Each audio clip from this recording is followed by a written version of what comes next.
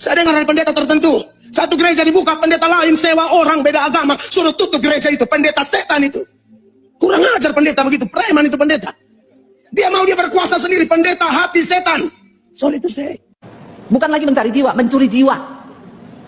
Saya katakan dari mimbar ini, semoga ada yang mendengar. Ngeri loh, ngeri. Ya, bayangkan gereja yang sudah ada disuruh pergi karena ada gereja yang mau buka. Buka dong gereja di Papua sana, kita dukung bareng-bareng, amin. Ya, depan udah ada gereja, buka di depannya, depan-depanan. Bahkan ini tempat yang sudah ada gereja, suruh pergi karena ada satu gereja yang lebih buka, yang lebih berkuasa. Apa sih yang kita cari? Apa sih yang hamba-hamba Tuhan cari? Apa sih yang orang Kristen cari? Saya dengar dari pendeta tertentu, satu gereja dibuka, pendeta lain sewa orang beda agama, suruh tutup gereja itu. Pendeta setan itu. Mengadopsi dan menggunakan dupa seperti yang ada dalam gereja kita, gereja Katolik. Setelah mulai mengadopsi Rabu Abu dan Kamis Putih yang merupakan perayaan khas gereja Katolik, kini penggunaan dupa juga tak hanya ada dalam gereja Katolik loh. Hal ini tentu menimbulkan pro dan kontra di antara umat Katolik. Sebagian umat merasa bahwa liturgi khas gerejanya dicuri orang tanpa tahu makna mendalam yang terkandung di baliknya. Sebagian umat lainnya tidak masalah karena melihat bahwa gerejanya menjadi contoh bagi yang lain sehingga diikuti. Sahabat Katolikku keren, terlepas dari ini semua seperti doa Yesus di Taman Getsemani kepada Bapaknya, semoga mereka menjadi satu. Seperti sebagian dari gereja Ortodoks Timur dan Anglikan Inggris yang telah bersatu kembali dengan Paus di Roma dan telah kembali ke pangkuan bunda gereja yaitu gereja Katolik. Semoga persatuan penuh secara menyeluruh itu kita harapkan segera terwujud. Dan bangga menjadi orang Katolik yang meski terkadang dihina ajaran dan liturginya, namun pada ujung-ujungnya diikuti juga. Salve! Gereja Palmarian adalah sebuah kelompok keagamaan yang mengklaim sebagai satu-satunya gereja Katolik sejati. Mereka percaya bahwa tahta suci telah berpindah ke El Palmar de Troya, Spanyol, sejak 1978 karena gereja Katolik Roma dianggap telah menyimpang dari iman. Kelompok ini bermula dari klaim penampakan Maria di Andalusia pada 1968, yang kemudian dipimpin oleh Clemente Dominguez y Gomez, seorang visioner yang mengaku diangkat menjadi Paus Gregory XVII setelah wafatnya Paus Paulus VI.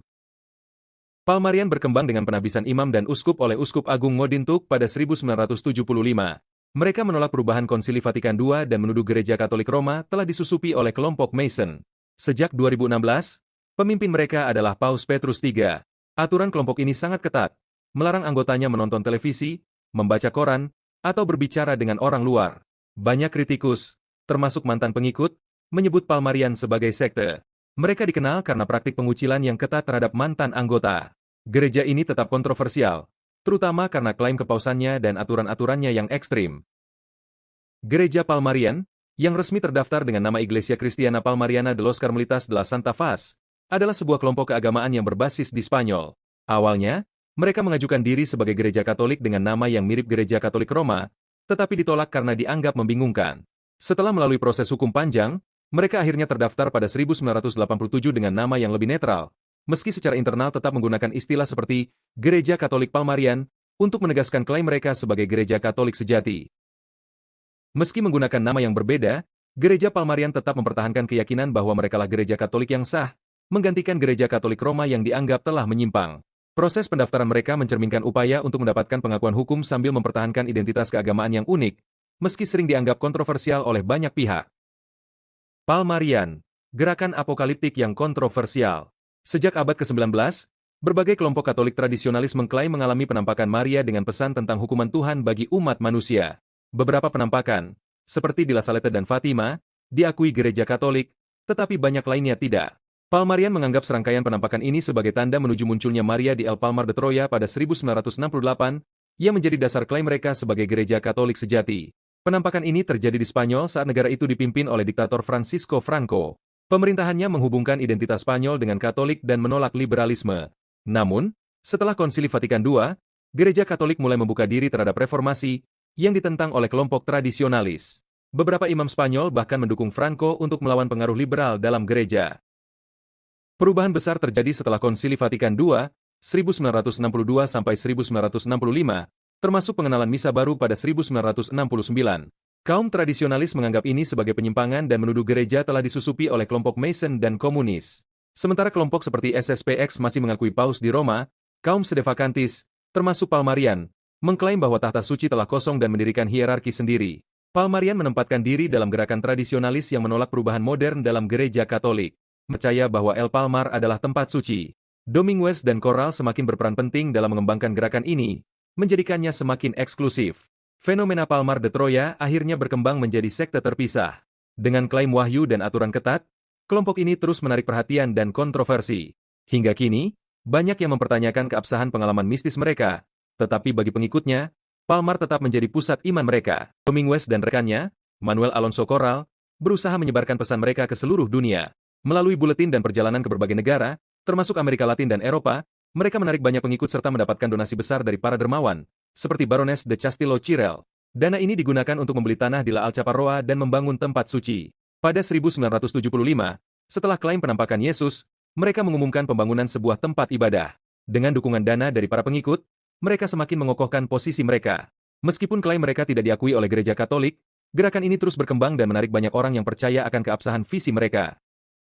Awal mula Ordo Karmelit Wajah Kudus. Pada tahun 1975, Clemente Dominguez mengaku mendapat penglihatan dari Yesus dan Bunda Maria yang memerintahkan pendirian Ordo baru. Ordo ini dinamai Karmelit Wajah Kudus, yang menggabungkan unsur terbaik dari berbagai Ordo Katolik. Para anggotanya mengenakan jubah Karmelit dan skapulir coklat dengan gambar wajah kudus Yesus dan Bunda Maria dari Palmar. Namun, Ordo ini menghadapi kendala besar. Mereka membutuhkan imam dan uskup yang ditahbiskan secara sah. Karena tidak mendapat dukungan dari keuskupan Sevilla, mereka mencari uskup yang memiliki suksesi apostolik yang sah. Awalnya, mereka meminta bantuan Uskup Agung Marcel Lefebvre, tetapi ia menolak dan menyarankan mereka menemui Uskup Agung Ngodin Tuk. Tuk, yang saat itu berada di Roma, akhirnya setuju setelah diyakinkan bahwa ini adalah panggilan dari Bunda Maria. Ia pergi ke El Palmar de Troya dan pada 31 Desember 1975, menahbiskan 5 imam dari Ordo ini. Tak lama kemudian, Dominguez mengaku mendapat wahyu bahwa mereka juga harus memiliki uskup, yang diperkuat dengan dugaan mukjizat. Pada 11 Januari 1976, THC mentahbiskan 5 uskup baru dalam upacara sepanjang malam. Ini menandai langkah besar bagi Karmelit Wajah Kudus, tetapi juga semakin menjauhkan mereka dari gereja Katolik yang resmi. Meskipun para uskup yang ditahbiskan oleh Tuk secara teknis memiliki suksesi apostolik yang sah, mereka tidak sah secara hukum dalam gereja Katolik karena prosesnya bertentangan dengan aturan gerejawi. Ini menyebabkan kelompok Karmelit Wajah Kudus semakin menjauh dari gereja Katolik resmi dan akhirnya berkembang menjadi sekte tersendiri. Setelah Uskup Agung Ngodin Tuk menahbiskan uskup tanpa izin Vatikan, gereja segera bertindak. Kardinal Bueno, Nuncio Luigi Dadaglio, dan Kongregasi Ajaran Iman menegaskan bahwa penahbisan itu tidak sah secara kanonik. Tuk dan para pengikutnya langsung dikenai suspensi dan ekskomunikasi otomatis. Namun, kelompok Karmelit Wajah Kudus menolak keputusan ini, mengklaim bahwa Paus Pius XI pernah memberi Tuk izin khusus untuk menahbiskan tanpa mandat tambahan. Kelompok ini semakin ekstrim, menuduh Vatikan telah dikuasai kaum Mason yang menyandera Paus Paulus VI. 1976 dan 1978, mereka menahbiskan 91 uskup dari berbagai negara, bahkan mengekskomunikasi Yohanes Paulus II, menyebutnya agen Marsis. Pengikutnya percaya hanya mereka yang memegang ajaran Katolik sejati.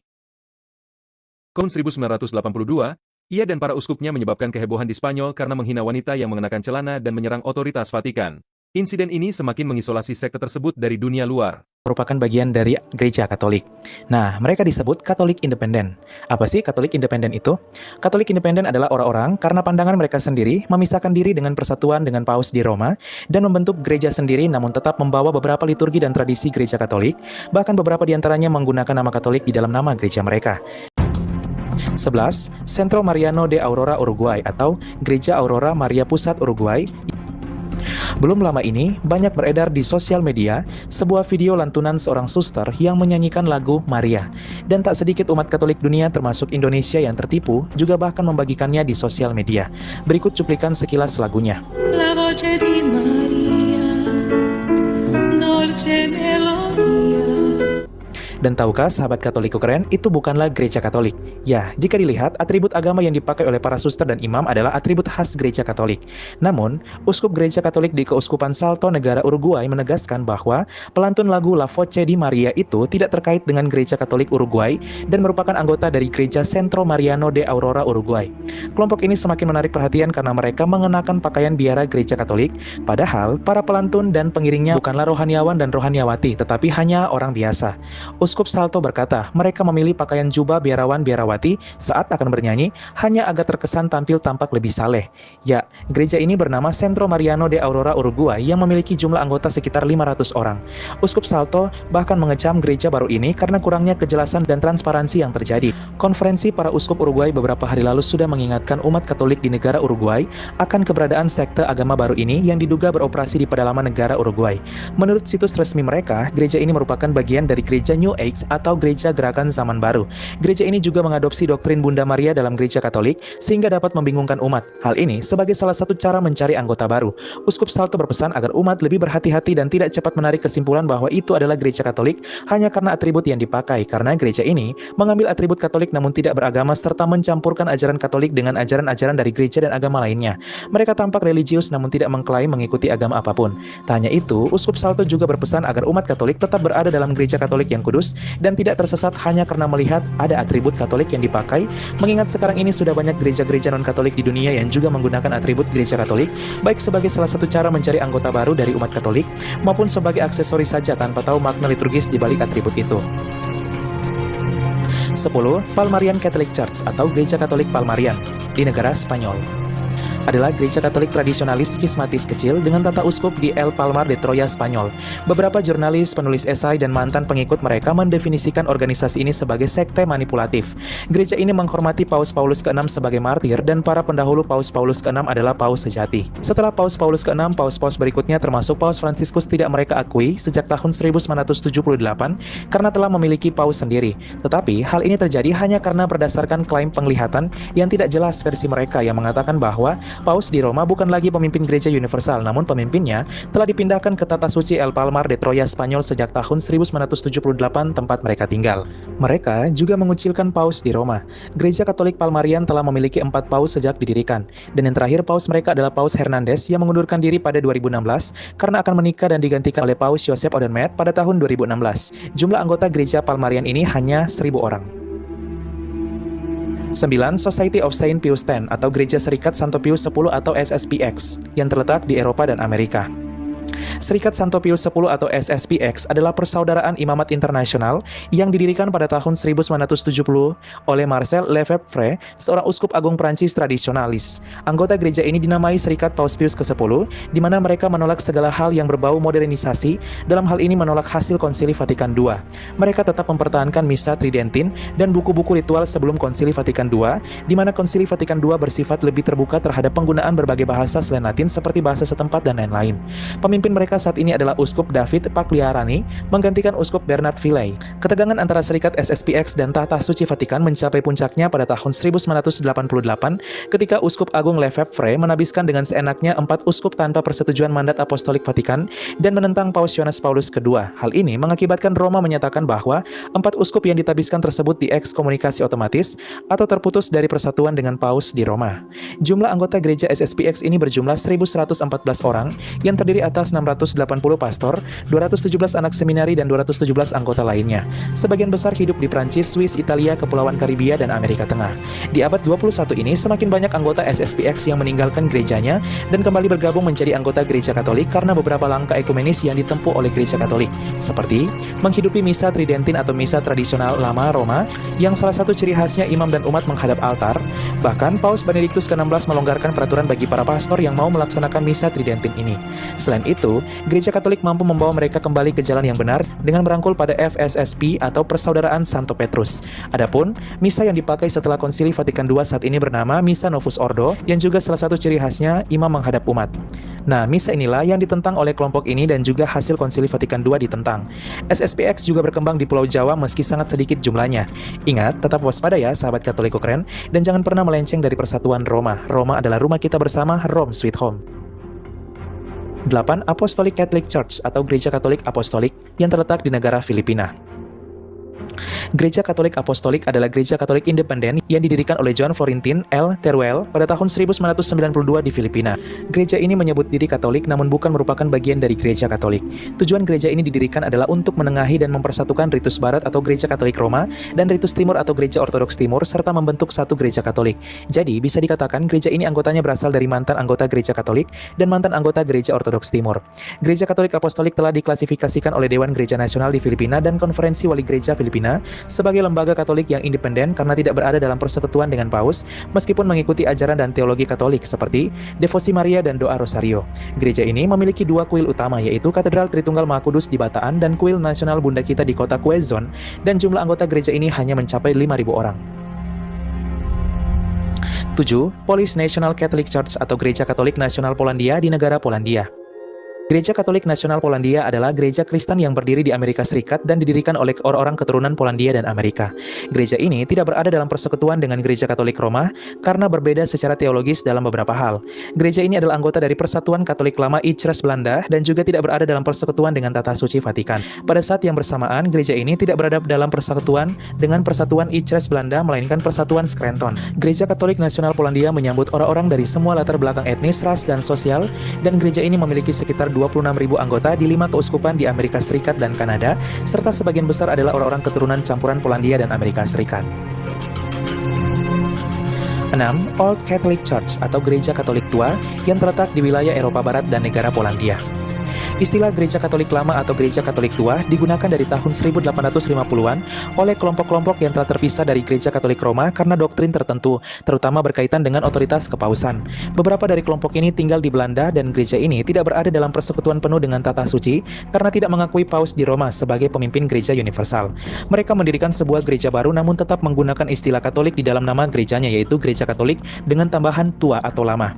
Gereja Katolik Tua atau Gereja Katolik Lama bersama Persatuan Utrecht Belanda adalah gereja yang berada dalam persekutuan penuh dengan persekutuan Anglikan. Beberapa di antaranya adalah anggota Dewan Gereja Dunia. Nah, bisa dikatakan, Gereja Katolik Tua ini adalah gereja beraliran Anglikan namun memakai nama Katolik di gerejanya. Gereja ini dibentuk tahun 1870 di mana anggotanya menerima ajaran ekumenis gereja namun menolak persekutuan dengan paus di Roma.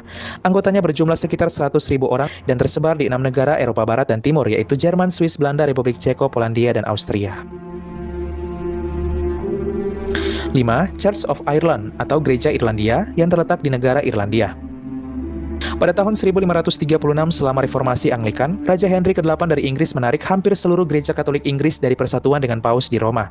Hal ini karena kekesalan Raja Henry ke-8 terhadap Paus yang kala itu tidak menyetujui perceraian yang diajukan oleh Raja Henry ke-8 hanya karena istrinya tidak dapat memberikan keturunan sebagai pewaris kerajaan. Gereja Katolik di Inggris hampir sebagian besar berubah menjadi gereja Anglikan atau yang disebut Gereja Inggris dengan Raja Henry ke-8 sendiri sebagai kepala gerejanya, bukan Paus di Roma. Hal ini juga berdampak pada negara Irlandia yang kala itu belum merdeka dan masih menjadi bagian dari kerajaan Inggris. Namun, sebagian besar penduduk yang dipaksa beralih menjadi Anglikan tetap kuat dengan iman Katoliknya. Umat Katolik Irlandia yang terpaksa menjadi Anglikan kemudian disebut anggota Gereja Anglikan Irlandia atau Gereja Irlandia dengan Raja Henry ke-8 juga sebagai kepala gerejanya. Gereja Irlandia mengklaim suksesi apostolik karena kesinambungan dalam hierarki. Namun, hal ini dibantah oleh Gereja Katolik bahwa Gereja Irlandia bukan lagi menjadi bagian dari garis kepemimpinan suksesi apostolik karena telah memisahkan diri dengan Paus di Roma. Kini, Irlandia memiliki 2 gereja besar, yaitu Gereja Katolik Irlandia yang menjadi mayoritas dan Gereja Irlandia yang merupakan minoritas. Anggota gereja ini mencapai 375.000 orang dan terus menurun setiap tahunnya akibat beralih menjadi ateis maupun telah kembali menjadi anggota Gereja Katolik. 4. Brazilian Catholic Apostolic Church atau Gereja Apostolik Katolik Brasil yang terletak di negara Brasil. Gereja Apostolik Katolik Brasil adalah gereja Katolik independen yang didirikan pada tahun 1945 oleh salah satu uskup Katolik Brasil yang kemudian dikucilkan, yaitu Carlos Duarte Costa. Gereja ini didirikan pada tahun 1945 di Rio de Janeiro, Brasil. Uskup Carlos, pendiri gereja ini, secara terbuka mengkritik dogma infalibilitas kepausan dan doktrin Katolik tentang perceraian dan selibat bagi kaum klerus. Sebagai hasil dari pandangannya yang blak-blakan, Duarte Costa mengundurkan diri dari jabatannya sebagai uskup gereja Katolik di Botucatu tahun 1937. Costa kemudian terus mengkritik pemerintah dan gereja Katolik, mendukung kebijakan yang dianggap oleh pihak berwenang sebagai komunis. Pada tahun 1944, pemerintah Brasil memenjarakannya, tetapi kemudian membebaskannya di bawah tekanan politik dari Amerika Serikat dan Inggris Raya. Selain itu, dia mengumumkan rencana untuk mendirikan gereja Apostolik Katolik Brasilnya sendiri, di mana para imam akan diizinkan untuk menikah dan para uskup akan dipilih melalui pemilihan umum. Pada Juni 1945, Costa mendirikan gereja Kerasulan Katolik Brasil dan tindakannya yang memecah gereja ini mengakibatkan ekskomunikasi otomatis dari gereja Katolik kepadanya. Belakangan, Costa dinyatakan sebagai vitandus atau seseorang yang harus dihindari oleh umat Katolik. Adapun para pengikutnya kini terasingkan oleh pemerintah karena menentang kepausan. Pada tahun 1949, pemerintah Brasil untuk sementara waktu menghentikan semua ibadah publik oleh mereka karena liturgi dan pakaian imam mereka sama persis dengan gereja Katolik dan akan menimbulkan kebingungan serta sama saja dengan penipuan publik. Namun, beberapa bulan kemudian, gereja-gereja gereja ini diizinkan untuk dibuka kembali asalkan liturgi mereka tidak menduplikasi liturgi gereja Katolik dan pendeta mereka mengenakan pakaian klerus abu-abu berbeda dengan pakaian hitam yang dikenakan oleh imam Katolik. Pada tahun 2007, gereja ini telah memiliki 39 keuskupan di Brasil dan di beberapa negara tetangga. Secara teori, gereja ini adalah gereja induk dari Persekutuan Internasional yang disebut Persekutuan Gereja-Gereja Apostolik Katolik Sedunia, dan jumlah anggota gereja ini berjumlah 561.000 orang. 3. Philippine Independent Church atau Gereja Independen Filipina yang terletak di negara Filipina. Gereja Independen Filipina atau dalam bahasa sehari-hari disebut Gereja Anglipayan adalah denominasi Kristen independen dalam bentuk gereja nasional di antara orang-orang Filipina. Perpecahannya dari gereja Katolik diproklamasikan pada tahun 1902 oleh anggota Union Obrera Democrática Filipina hanya karena ketidakcocokan dengan beberapa imam Katolik Spanyol yang berkarya di Filipina. Isabelo de los Reyes adalah salah satu penggagas pemisahan dan menyarankan agar mantan pastor Katolik Gregorio Anglipay menjadi kepala gerejanya. Gereja ini akhirnya dikenal juga sebagai Gereja Anglipayan, di mana Uskup Agung pertamanya Gregorio Anglipay tahun 1908. Paus Leo ke-13 menginstruksikan Uskup Agung Gereja Katolik Keuskupan Agung Manila, yaitu Bernardino Nozaleda Yavila, untuk menindak tegas mereka yang memprakarasai perpecahan gereja. Sejak tahun 1960, Gereja Independen Filipina atau Gereja Anglipayan ini telah berada dalam persekutuan penuh dengan gereja episkopal di Amerika Serikat, dan melalui itu mereka berada dalam persekutuan Anglikan.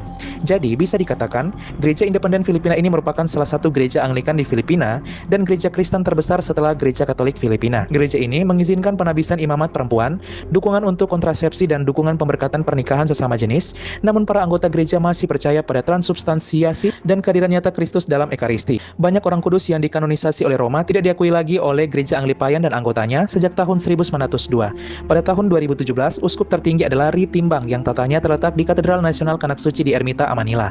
Gereja ini memiliki anggota sebanyak 916.000 orang yang tersebar di Filipina, membaur dengan anggota gereja Katolik di mana gereja Katolik merupakan mayoritas di negara Filipina. 2. Tradisionalis Mexican American Catholic Church atau Gereja Katolik Meksiko Amerika Tradisional yang terletak di negara Amerika Serikat dan Meksiko.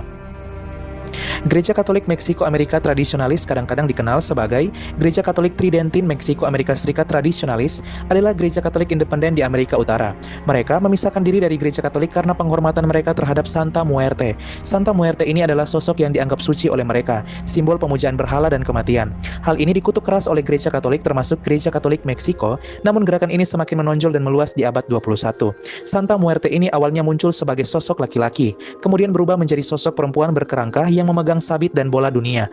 Anggota gereja ini mencapai 2 juta orang dan mereka terutama aktif di daerah perbatasan Amerika Serikat dan Meksiko, serta hadir di antara komunitas imigran Meksiko di kota-kota besar Amerika Serikat.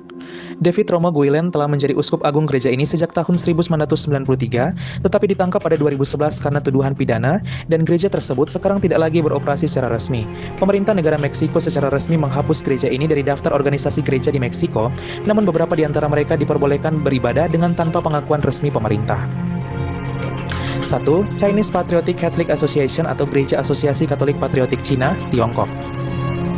Asosiasi Katolik Patriotik Cina atau disingkat CPA adalah organisasi yang didirikan pada tahun 1957 oleh pemerintah Tiongkok sendiri, bagian pengawasan umat Katolik Tiongkok. Paus Pius ke-12 menyesalkan sikap dan kegiatan asosiasi yang didirikan oleh pemerintah Tiongkok ini. Selain itu, para uskup di gereja Katolik ini dapat ditabiskan tanpa persetujuan Vatikan, namun berdasarkan rekomendasi pemerintah Tiongkok. Hal ini membuat umat Katolik di Tiongkok bisa dibilang terbagi dua. Satu beribadah sembunyi-sembunyi sebagian besar di bawah tanah karena tunduk pada Paus di Roma, dan yang satunya memilih untuk tunduk pada pemerintah atau yang disebut Gereja Asosiasi Katolik Patriotik Cina ini atau CPA. Gereja ini adalah satu-satunya badan organisasi Katolik di Cina yang secara resmi diakui oleh pemerintah Republik Rakyat Tiongkok tetapi tidak diakui oleh Vatikan. Meskipun demikian, Tata Suci Vatikan dapat membedakan antara Gereja Katolik di Cina dan Gereja CPA ini.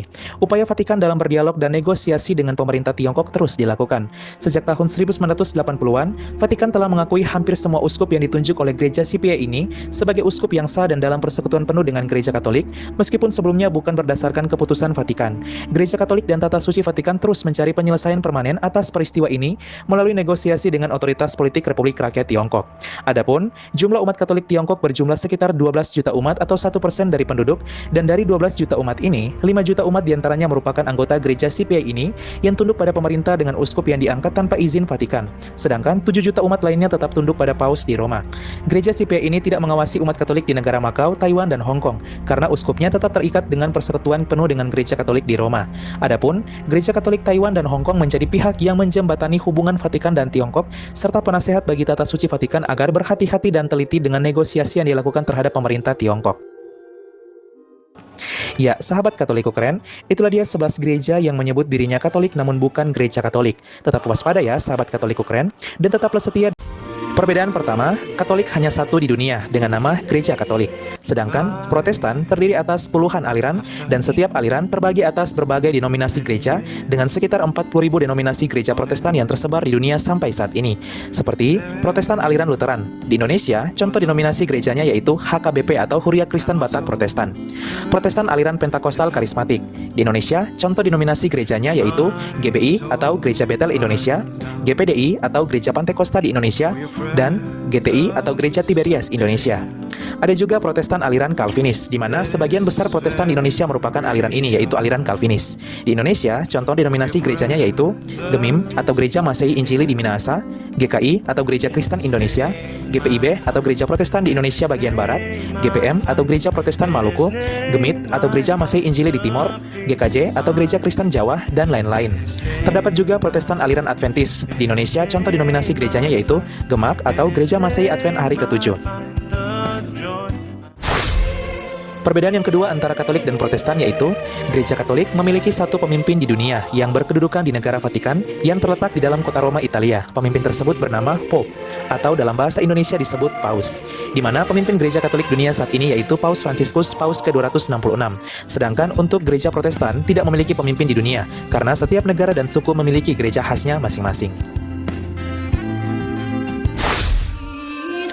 Perbedaan yang ketiga, pemuka agama dalam Gereja Katolik tidak menikah atau bahasa lainnya hidup selibat karena mempersembahkan hidupnya untuk fokus melayani Tuhan dan sesama seperti para pastor, frater, dan suster atau biarawati. Sedangkan Gereja Protestan pemuka agamanya boleh menikah seperti pendeta. Perbedaan yang keempat, umat Katolik sebelum berdoa biasanya akan membuat gerakan tanda salib, baik akan mengikuti pertandingan maupun akan berdoa untuk misalnya makan. Sebutan Gereja Katolik dan agama Kristen seringkali menjadi perbincangan hangat, bahkan cenderung mengarah pada perdebatan. Beberapa orang dengan sengaja, atau karena tidak tahu, membenturkan keduanya, yang pada akhirnya mengarah pada pertanyaan-pertanyaan seperti ini. Apakah benar Yesus mendirikan Gereja Katolik? Kalau Yesus mendirikan Gereja Katolik, lalu bagaimana dengan agama Kristen? Apakah Yesus juga mendirikan agama Kristen? Sesungguhnya pertanyaan seperti ini menandakan yang bersangkutan telah terjebak dalam kesesatan pikirannya sendiri. Sejatinya sebutan Gereja Katolik dan agama Kristen tidak untuk dipertentangkan. Sebab keduanya sama-sama tua dan sama-sama mengarah pada jati diri atau identitas diri sebagai murid-murid Kristus. Tapi untuk menghargai pertanyaan-pertanyaan tersebut, maka saya akan menjawab dengan cara yang sederhana. Mari kita mulai dengan pertanyaan pertama. Benarkah Yesus mendirikan Gereja Katolik? Di mana tertulis di Alkitab tentang Yesus mendirikan Gereja Katolik? Jawabannya adalah benar. Di mana tertulis di Alkitab tentang Yesus mendirikan Gereja Katolik? Jawabannya, di Injil Matius bab 16 ayat 18. Dan aku pun berkata kepadamu, engkau adalah Petrus, dan di atas batu karang ini, aku akan mendirikan gerejaku. Gereja, dalam bahasa Ibrani adalah, kahal, dalam bahasa Yunani, eklesia, dalam bahasa Latin juga bunyinya eklesia. Walau tulisannya sedikit berbeda, Yunani pakai K, Latin pakai C. Yang berarti, kumpulan orang-orang yang percaya kepada Tuhan Yesus. Atau singkatnya, umat Allah, atau umat beriman yang percaya kepada Kristus. Jadi, kumpulan orang-orang yang mengimani Yesus Kristus sebagai Tuhan dan Juru Selamat inilah yang disebut gereja. Jadi sekali lagi, arti gereja pertama-tama berhubungan dengan manusianya, bukan bangunan gedung atau rumah ibadat yang kita sebut dengan nama gereja. Bukan itu. Tunggu sebentar. Ada yang tidak lengkap pada penjelasan Anda. Saya percaya Yesus mendirikan gereja. Tapi tidak ada gereja Katolik yang disebut di Injil Matius tadi. Di sana hanya disebut gereja atau jemaat tanpa tambahan kata Katolik. Lalu mengapa Anda mengklaim bahwa gereja yang didirikan Kristus itu gereja Katolik? Di ayat mana, di Injil apa, atau di surat apa, kata Katolik tertulis di Alkitab? Jawabannya, ada di Kisah Para Rasul bab 9 ayat 31.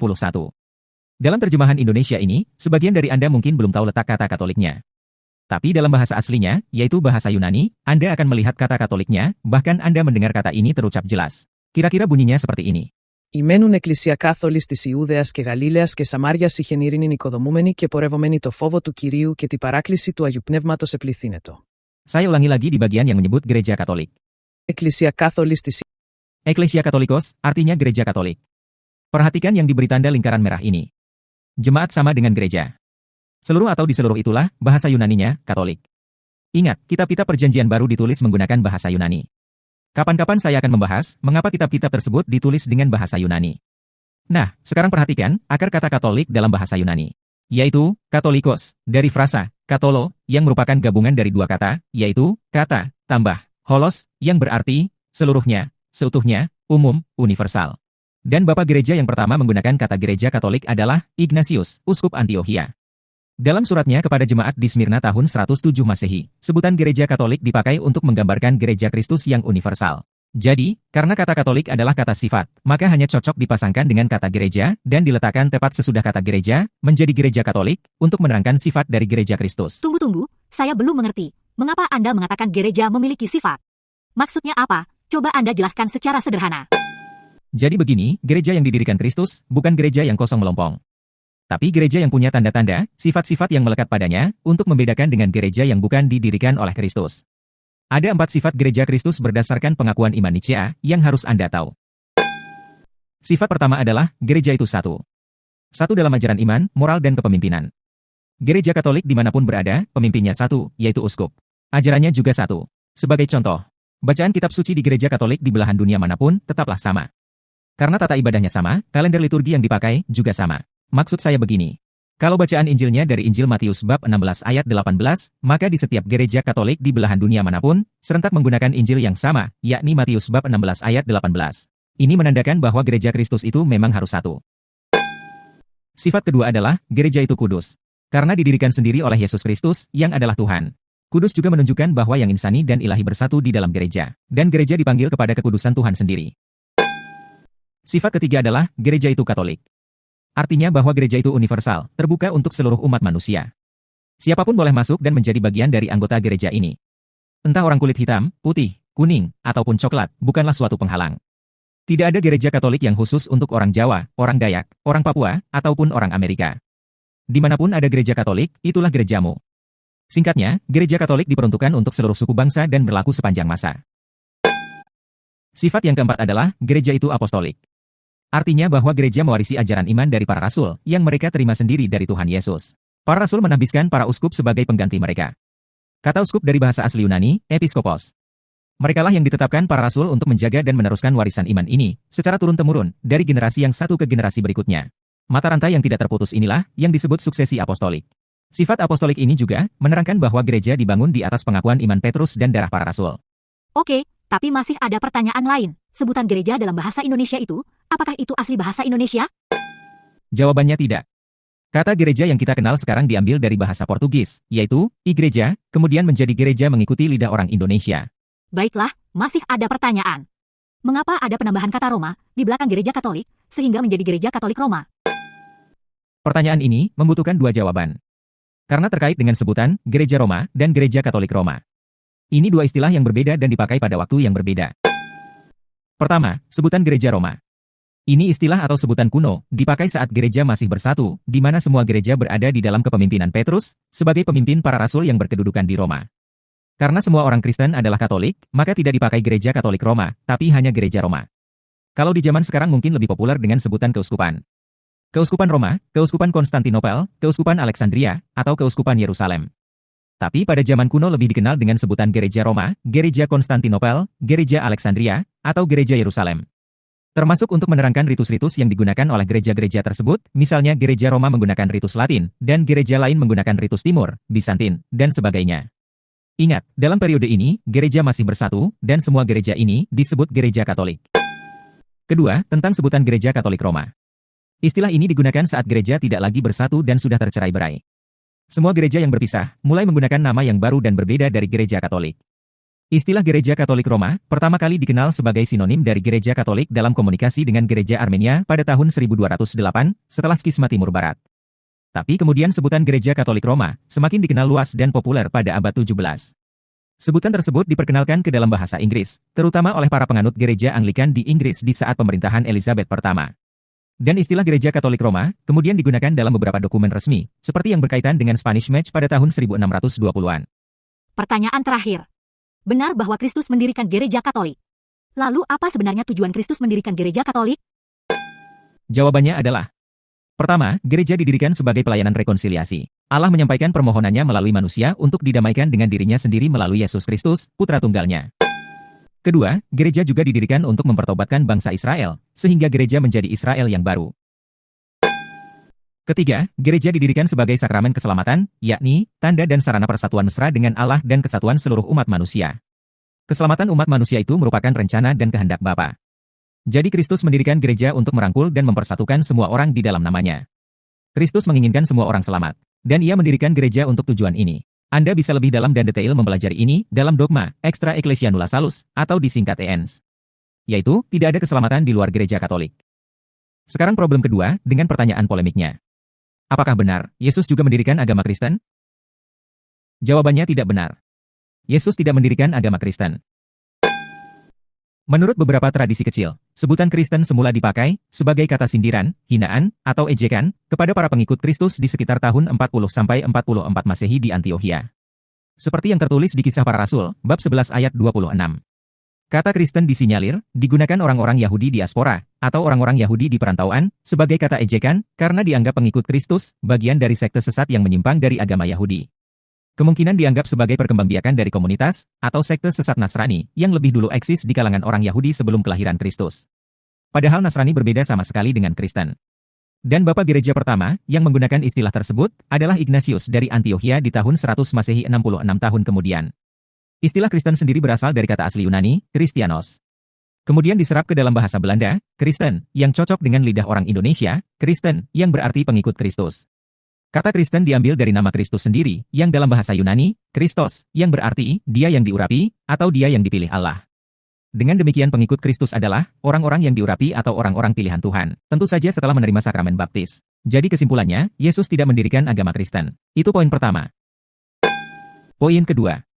Meskipun istilah atau kata Kristen, yang semula bernada ejekan ini, dalam perjalanan waktu kemudian berubah menjadi identitas, atau nama kebanggaan kita sebagai pengikut Kristus. Sebagaimana Kristus yang disalib, bagi orang-orang Yahudi adalah batu sandungan, dan kebodohan bagi orang-orang bukan Yahudi. Namun bagi kita yang dipanggil dan percaya, Kristus adalah kekuatan Allah dan hikmat Allah. Catatan penutup. Untuk agama Kristen gereja Kristen, ataupun kata Kristen sendiri, yang saya bicarakan di video ini, jangan cepat-cepat ditafsirkan sebagai Protestan. Sebab dalam periode ini, Protestan sama sekali tidak dikenal. Artinya, periode di mana Protestan belum ada di atas muka bumi ini. Ini periode di mana semua orang Kristen adalah anggota gereja yang satu, kudus, Katolik, dan Apostolik, atau anggota gereja Katolik. Terima kasih. Saya dengar dari pendeta tertentu, satu gereja dibuka, pendeta lain sewa orang beda agama, suruh tutup gereja itu, pendeta setan itu. Kurang ajar pendeta begitu, preman itu pendeta. Dia mau dia berkuasa sendiri, pendeta hati setan. Sorry to say. Bukan lagi mencari jiwa, mencuri jiwa. Saya katakan dari mimbar ini, semoga ada yang mendengar. Ngeri loh, ngeri. Ya, bayangkan gereja yang sudah ada disuruh pergi karena ada gereja yang mau buka. Buka dong gereja di Papua sana, kita dukung bareng-bareng, amin. Ya, depan udah ada gereja, buka di depannya, depan-depanan. Bahkan ini tempat yang sudah ada gereja, suruh pergi karena ada satu gereja yang lebih buka, yang lebih berkuasa. Apa sih yang kita cari? Apa sih yang hamba-hamba Tuhan cari? Apa sih yang orang Kristen cari? Saya dengar dari pendeta tertentu, satu gereja dibuka, pendeta lain sewa orang beda agama, suruh tutup gereja itu, pendeta setan itu. Saya bacakan Romo.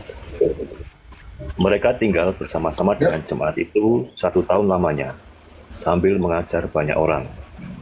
Di Antiokhia lah murid-murid itu untuk pertama kalinya disebut Kristen.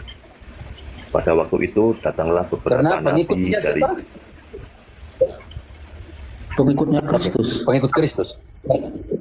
Iya. Setelah bagaimana mungkin kalau Petrus katakan kalau kalian menderita sebagai orang Kristen, Petrus sendiri, Petrus ini, masa sih di situ Protestan atau Ortodoks Timur? Di situ semua gereja waktu itu hanya satu. Namanya ada satu istilah namanya nama saya Kristen, nama panggilan saya Katolik. Jadi Kristen Katolik. Sejak awal mula. Mana Ortodoks yang gonggong-gonggong itu? Nama taruh Ortodoks itu setelah Sisma. Sekitar tahun 1000 berapa ya baru dinamakan Ortodoks. Ya, skismanya 1054 tetapi nama untuk nama menamakan bahwa itu Ortodoks itu kemudian ya. Pertanyaan kita, kenapa Ortodoks tidak bisa buat konsili lagi? Mereka bertahan sampai hanya dengan 7 konsili ekumenis. Kan kita harus bertanya. Karena di semua konsili omong tentang Roma sebagai primus inter pares. Mereka tidak bisa membuat sebuah konsili tanpa otorisasi atau Roma mensahkan. Coba dari segi konsili, tanya teman-teman Ortodoks tuh, tanya Goy, berapa konsili setelah itu? Tidak ada lagi. Bagaimana antara 14 patriarkat, lalu sekarang patriarkat Moskow dan patriarkat Ukraina, bagaimana? Karena perang ini nanti posisi mereka bagaimana nanti? Susah. Kenapa mereka tidak ada dari 14 Ortodoks, cabang Ortodoks, Ortodoks ini? Bagaimana mereka menggabungkan dan memilih satu paus? Tidak bisa. Satu saja mereka harus akui, paus itu dipilih sendiri yang pertama oleh Yesus, kepada Petrus, dan situ mereka hanya lanjutkan saja dalam suksesi apostol. Lalu mereka, iya, saya bilang Ortodoks, oke lah, kalau kita mau dalam pengertian belas kasih, didirikan oleh Andreas, tapi harus periksa dulu. Andreas tidak pernah berada di Konstantinopel. Dan kuburnya Andreas dijaga oleh gereja Katolik di Roma, di Amafli, Katedral Amafli, Italia. Jadi mereka harus minta kembali Rasul Andreas punya jasadnya harus dibawa kembali ke sana kalau begitu. Apakah Roma akan mengizinkan itu? Emlut, Roma akan mengizinkan Andreas dibawa ke sana? Itu tidak, Romo. Waktu Sakea, namanya penyerangan pengosongan Roma tahun 6 Mei 427 oleh Carlos V, yang menyertai itu adalah serdadunya Luther. Itu pembantian ngeri ya teman-teman, saudara-saudari. Koalisi antara Spanyol, koalisi antara Inggris dan semuanya itu sampai Italia menyerang Roma. Karena itu serdadu Swiss itu sangat penting pada saat itu. Dari 189 hanya tinggal 46 atau 40 berapa yang hidup saja, karena membela paus dalam semuanya itu. Pertempuran yang tidak seimbang. Karena itu Roma pada saat itu dari 55.000 penduduk Roma hanya tinggal 19.000. Pembantian ngeri sekali. Suster-suster, perempuan-perempuan, suster-suster itu diperkosa, lalu kemaluannya ditikam dengan tombak dan dibuang ke sungai. Kepalanya Rasul Andreas dan Rasul Yohanes dimain-main di jalan-jalan, dijadikan ejek-ejekan. Siapa waktu itu dari Ortodoks yang datang untuk bela? Kalau itu adalah gereja mula-mula yang sebenarnya. Kalau saudaranya Andreas yang mendirikan Roma lagi dalam kesakitan, apakah Ortodoks datang bantu? Kalau dia adalah gereja mula-mula yang dipercayakan Tuhan, atau dipercayakan Andreas atau dipercayakan kepada Petrus, kunci itu. Dan sakrelegi ketika serdadu Carlos V dan Inkisisi Protestan, salah satu Inkisisi Protestan itu adalah Sakea atau pengosongan Roma 6 Mei, itu 8 hari ya, 6 Mei 1527. Luther bersama dengan serdadunya, prajuritnya Carlos V menyerang, mengosongkan semua barang-barang dalam gereja-gereja dan menjadikan basilika dan gereja yang lain sebagai tempat mabuk, minum, dan pelacuran. Apakah itu sejarah diungkapkan oleh Protestantisme? Tidak. Jadi jangan asal bunyi Protestan-Protestan yang tidak tahu sejarah itu. Inkisisi Protestan itu mengerikan, pembunuhannya itu. Sedangkan Inkisisi Kekatolikan dalam pengertian Spanyol, dalam pengertian itu adalah membawa orang kepada pengadilan. Itu siksanya seperti apa buat siara? Siksanya seperti apa yang Katolik? Oke, sisanya supaya jangan makan ini beberapa hari. Itu siksa yang sederhana saja. Bukan yang Inkisisi Protestan, pembantian, pembunuhan. Masih ingat Calvin melawan kepada Luther, dia suruh pembunuhan kepada anak baptis, kaum anak baptis pada saat itu. Saya tidak mau bongkar Inkisisi Protestan, itu menyakitkan gereja Katolik, tetapi gereja Katolik itu penuh pengampunan. Oke, bagaimana dengan gereja mula-mula apa Ortodoks? Coba tunjukkan satu dari Ortodoks yang mengatakan bahwa gereja mula-mula adalah Ortodoks dengan ayatnya. Dan bagaimana Petrus sendiri mengatakan bahwa ketika kamu menderita sebagai orang Kristen, apakah ini Petrus mengatakan bahwa ketika kalian menderita sebagai Ortodoks Timur? Emlut, kalau dia dari Roma menulis itu, apakah dia katakan itu sebagai paus atau sebagai pemimpin Ortodoks Timur? Emlut, engkau jawab dulu. Sebagai pemimpin gereja Katolik. Oke, kira-kira seperti itu, Emlut, pertanyaanmu. Tidak ada satu bukti biblis pun mengatakan bahwa itu Ortodoks. Nah, kalau begitu, kalau bilang Ortodoks, Konstantin sudah hilang juga pada saat itu, tinggal Roma saja yang belum hilang.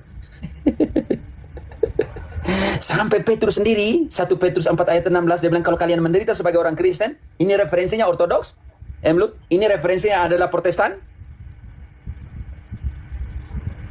Makanya Kristen dalam pengertian ini, 1 Korintus 3 ayat 11, karena tidak ada seorang pun yang dapat meletakkan dasar lain daripada dasar yang telah diletakkan, yaitu Yesus Kristus. jangan Jangan ada orang lain yang meletakkan dasar lain selain dasar yang telah diletakkan, yaitu Yesus Kristus. Oke, kalau begitu ayat 26, 23-nya apa? Tetapi kamu adalah milik Kristus dan Kristus adalah milik Allah.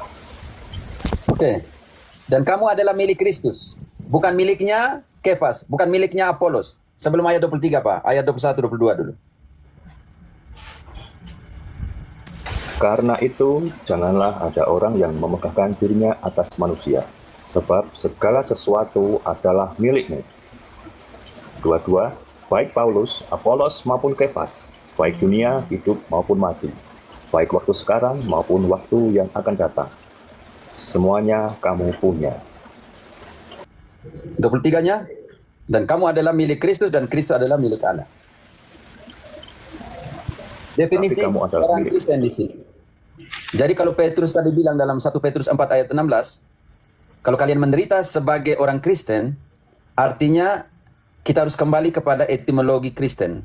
Orang Kristen, Kristiani, Kristiano atau Kristianus, dari dua kata Yunani, Kristus atau Kristus, Yesus, Mesias atau diurapi, ano artinya milik. Jadi Kristianus atau Kristiano atau Kristiani yang di Indonesia, itu artinya miliknya siapa? Kristus. Kalau ditambahkan Kristen Protestan, artinya milik Kristus yang protes. Yang protes ini, yang bukan lagi milik Kristus. Kenapa? Karena dalam Markus 9 ayat 40, mereka yang menentang kita tidak ada bersama dengan kita. Artinya, mereka yang memprotesi kita tidak ada bersama dengan kita. Artinya Protestan bukan milik Kristus. Selesai. Jangan marah. Dari etimologinya sudah, secara biblis, sudah ada kontradiksi gramatikal dan etimologi di situ. Sintaksis dan leksikon sudah terjadi kontradiksi di dalam dirinya sendiri. Kristen Protestan artinya milik Kristus yang protes. Tidak ada milik Kristus yang protes. Yang milik Kristus harus setia kepada milik Kristus yang protes. Milik Kristus yang protes tidak ada. Kenapa? Kalau jadi milik Kristus maka harus ajarkanlah semua yang Dia perintahkan. Matius 28 ayat 20. Ajarkanlah kepada mereka semua apa yang saya perintahkan, dan ketahuilah saya akan menemani kalian, menyertai kalian sampai akhir zaman. Bagaimana Yesus menyertai mereka? Kalau begitu sudah ada 60.000 denominasi, kalian bilang kalau begitu bagaimana ya? Ada 60.000 denominasi ini, bagaimana Yesus menyertai? Yang menyertai itu, Yesus menyertai dengan satu kondisi, ajarkanlah semua yang Dia perintahkan dulu, supaya kondisi kedua hadir, aku menyertai kalian sampai akhir zaman. Kalau sudah perintah apa yang Dia tidak perintahkan, sudah ajar apa yang Dia tidak ajarkan, itu sudah parah sekali. Menentang, protes sendiri kepada Yesus. Bayangkan setiap orang ajar sesuai dengan dia punya doktrin dan pemikiran pribadi. Rusakkah? Bukan sesuai dengan perintah Yesus. Yesus perintah pengakuan dosa, mereka bilang mengaku langsung kepada Tuhan Allah. Yesus perintahkan bilang anamnesis. Anamnesis, dalam lakukan ini sebagai kenangan akan aku, itu artinya anamnesis. Dan ritus anamnesis di dalam perjanjian atau azara atau anamnesis, itu hanya dilakukan oleh seorang imam. Tidak ada pendeta di dalam kitab suci yang bisa merayakan anamnesis. Lakukanlah ini sebagai kenangan, karena diambil dari ulangan, keambil dari perjanjian lama imamat sebagai anamnesis. Dan anamnesis itu, azara atau anamnesis itu harus dirayakan oleh seorang imam. Maaf Romo, saya potong sebentar. Kenapa pendeta tidak bisa dikategorikan imam ya? Ya, karena tidak bisa dalam pengertian itu anamnesis, dalam lakukanlah kenangan itu sebagai kenangan, lakukan itu sebagai kenangan akan aku, di sini digunakan kata anamnesis. Dan anamnesis itu harus dirayakan oleh seorang imam, bukan oleh seorang pendeta. Kategori ya pentabisan, penumpangan tangan. Kan di Protestan tidak ada altar kan, Emlut? Tidak ada altar. Mimbar. Apakah mimbar. Ada altar? Ada mimbar saja. Karena kalau ada altar berarti mereka harus imam. Oh gitu, oke, paham. Karena tugas dari imam itu setiap hari dia buat apa?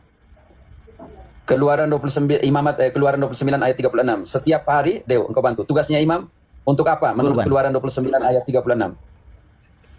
Tiap-tiap hari haruslah engkau mengolah seekor lembu jantan menjadi korban penghapus dosa untuk mengadakan pendamaian. Dan haruslah kau sucikan mezbah itu dengan mengadakan pendamaian baginya haruslah engkau mengurapinya untuk menguduskannya. Altar tidak ada, bagaimana nih Lut? Melawan sebuah nubuat, altar tidak ada. Melawan semua nubuat Yesaya tentang Yesus dan para pengikutnya. Kalian akan disebut, dinamakan imam. Yesaya 61 ayat 7, Dew. Dari ayat 5. Dari ayat 5. Orang-orang luar akan melayani kamu sebagai gembala kambing dombamu. Oke, tahan, orang-orang Dew. asing Bukan lagi, berarti bukan lagi Israel ya, orang-orang luar ya. Orang-orang luar akan melayani kamu. Jadi bukan hanya orang Israel akan melayani kamu, tetapi kamu nih apa? Lanjut dulu. dan orang-orang asing akan bekerja bagimu sebagai petani dan tukang kebun anggurmu. Tetapi kamu akan disebut imam Tuhan dan akan dinamai pelayan Allah kita. Kamu akan menikmati kekayaan. Imam Tuhan. Garis bawah itu. Kamu akan apa? Disebut imam Tuhan. Dan pelayan apa? Dan akan dinamai pelayan Allah kita. Itu nubuat tentang pendeta, Dew? Bukan Romo, imam Romo ini. Oke. Yesaya ditulis 500 tahun sebelum kedatangan Mesias. Yesus menggenapi. Karena ini, kalau kita baca dari ayat 1, Yesus ambil di Lukas ya. Pada hari ini roh Tuhan akan menaungi aku, itu nubuat. Jadi dia bilang kamu akan menjadi imam Tuhan dan pelayan Tuhan. Bab 66 ayat 20-21. Dan imam-imam ini dipanggil dari mana? Dari bangsa-bangsa lain. Iya. Mereka itu akan membawa semua saudaramu dari antara segala bangsa sebagai kurban untuk Tuhan di atas kuda dan kereta dan di atas usungan, di atas bagal dan unta betina yang cepat, ke atas gunungku yang kudus, ke Yerusalem, firman Tuhan. Sama seperti orang Israel membawa korban dalam wadah yang tahir ke dalam rumah Tuhan. Juga dari antara mereka akan kuambil imam-imam dan orang-orang Lewi, firman Tuhan. Imam-imam ini diambil dari bangsa lain. Kalau satu pendeta bilang, katakan bahwa Yesaya tidak dipenuhi di dalam perjanjian baru, silakan naik dan beri datamu. Kalau Protestan yang tahu tentang kitab suci, bahwa ini bab 66 ayat 21 tidak mereferensikan imamat dalam perjanjian baru, silakan protes. Kalau katakan bahwa Yesaya 61 tadi ayat 5 selanjutnya tidak menjadi referensi imamat pelayanan, imamat ministerial di dalam perjanjian baru, silakan datang dan protes sendiri Nabi Yesaya yang tulis.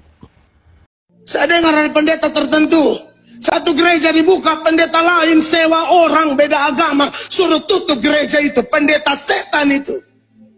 Kurang ajar pendeta begitu, preman itu pendeta. Dia mau dia berkuasa sendiri, pendeta hati setan. Sorry to say. Bukan lagi mencari jiwa, mencuri jiwa. Saya katakan dari mimbar ini, semoga ada yang mendengar. Ngeri loh, ngeri. Ya, bayangkan gereja yang sudah ada disuruh pergi karena ada gereja yang mau buka.